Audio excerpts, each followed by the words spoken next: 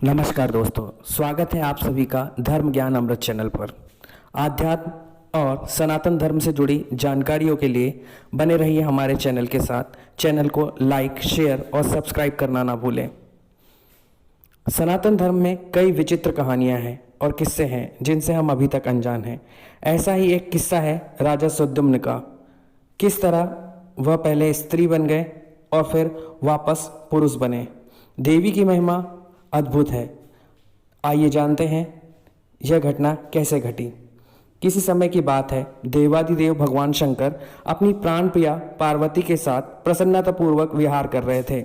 उसी समय उनके दर्शन की अभिलाषा लिए मुनिगण वहां पधारे। मुनियों के देख पार्वती जी लज्जित हो गई। संयमशील मुनियों ने देखा भगवान शंकर और पार्वती जी हास विलास कर रहे हैं। वे तुरंत लौटकर वैकुंठ को चले गए। फिर भी अपनी प्रेयसी भार्या पार्वती को प्रसन्न रखने की इच्छा से भगवान शंकर ने यह शाप दिया कि आज से जो भी पुरुष इस वन में प्रवेश करेगा वह तुरंत स्त्री रूप में परिणत हो जाएगा। उसी समय से पुरुष इस स्थान पर नहीं जाते, किंतु सुद्युम्न वहां सहसा चले गए और जाते ही उनकी आकृति स्त्री की हो गई। साथ के सब लोग भी स्त्री बन गए। जो घोड़ा था वह भी घोड़े के रूप में परिणत हो गया। यह देखकर उस सुंदर स्त्री अर्थात प्रद्युम्न को बड़ा आश्चर्य हुआ। अब वह मन में इधर उधर घूमने लगी। एक समय की बात है, वह स्त्री बुद्ध के आश्रम के सन्निकट पहुंच गई। उसे देखकर बुद्ध के मन में विकार उत्पन्न हो गया। उसे पाने की इच्छा जाग उठी। वह स्त्री भी सोमनंदन बुद्ध को पति बनाने की इच्छा प्रकट करने लगी।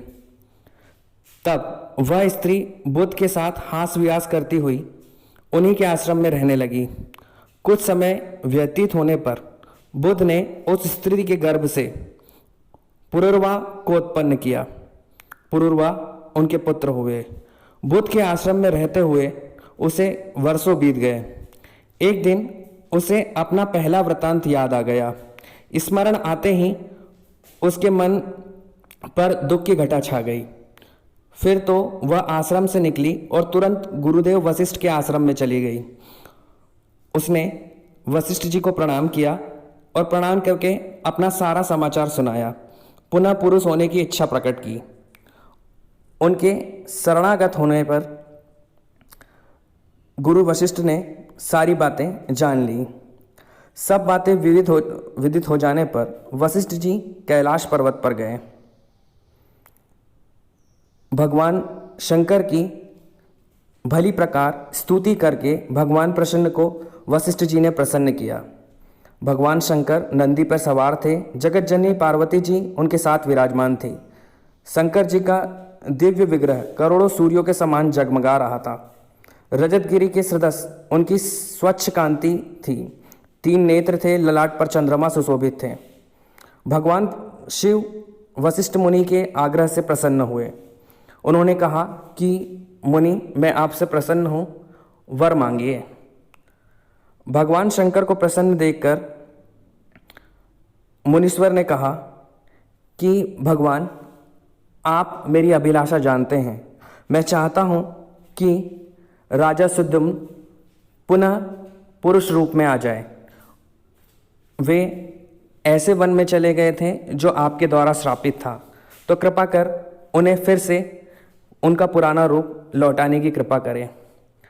भगवान शिव ने कहा, मुनि, मैं आपसे प्रसन्न हूँ, फिर भी मैं आपको वर देता हूँ कि राजा सुद्युम्न 1 माह के लिए पुरुष और 1 माह के लिए स्त्री हो जाएंगे। यह सुनने के बाद ऋषि वशिष्ठ जानते थे कि जगत जननी जगदम्बिका माँ पार्वती बहुत ही दयालु और विनम्र है। मुनि वशिष्ठ ने जगत जननी जगदम्बिका माँ पार्वती से प्रार्थना की और माता ने प्रसन्न होकर वशिष्ठ जी से कहा कि आप राजा सुद्युम्न को नवरात्र में 9 दिन तक देवी भागवत पुराण कथा सुनाइए। उसके श्रवण से ही वे सदा के लिए पुरुष हो जाएंगे और जब वह 9 दिनों तक भक्ति भाव से मेरी इस कथा को श्रवण करेंगे तो उनके सारे पाप कट जाएंगे और वे अक्षय राज कर पाएंगे। तब माता पार्वती के वचन में श्रद्धा रखकर वशिष्ठ जी लौट गए और उन्होंने राजा सुद्युम्न के लिए देवी भागवत पुराण उन्हें सुनाई। श्रीमद् देवी भागवत पुराण को नवरात्र के 9 दिनों तक भक्तिभावपूर्ण तरीके से सुनने पर राजा सुद्युम्न पुनः अपने पुरुष रूप में आ गए और उन्होंने फिर से अपना राजपाट संभालना शुरू किया। भली भांति राज करने के बाद अपना राज अपने पुत्रों को सौंपकर वे वन को चले गए तथा तपस्वियों का जीवन जीते हुए अपनी परम गति को प्राप्त किया। यह कथा कार्तिकेय जी ने अगस्त्य मुनि को सुनाई थी। जब अगस्त्य मुनि ने भगवान कार्तिकेय से परम कल्याणकारी कथा सुनने की प्रार्थना की थी। तो बने रहिए चैनल के साथ और लाइक शेयर सब्सक्राइब कीजिए।